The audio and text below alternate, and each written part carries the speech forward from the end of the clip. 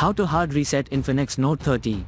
Step 1. Firstly, turn off the Infinix Note 30 by using the power button. Step 2. Press and keep the power key plus the volume up simultaneously. Step 3. When the Infinix logo appears, let go of the power button and continue holding the volume up only.